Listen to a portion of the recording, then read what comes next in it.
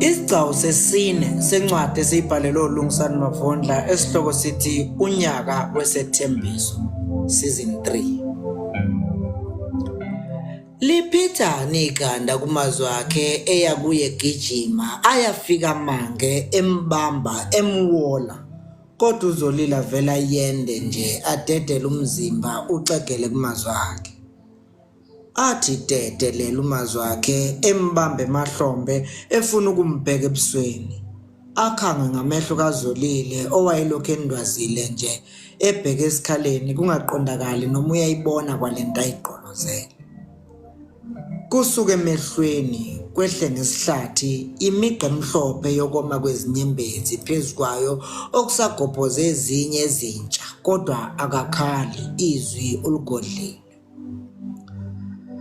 Zolile umazwi wakhe ebamba umlomo evala ukubibitheka.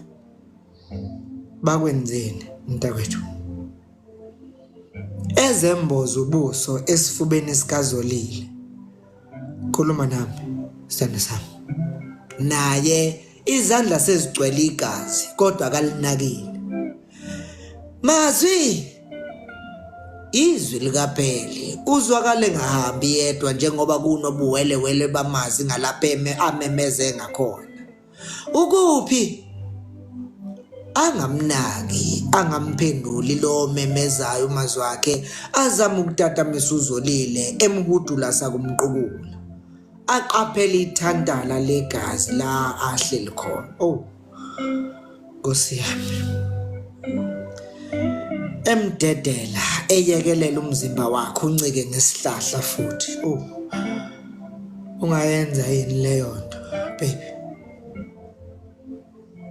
Ebheka phezulu echa izandla. Naba ngapha uPheli ememeze khwabuzela eza ngakubo elandelwa uNtuli noJob.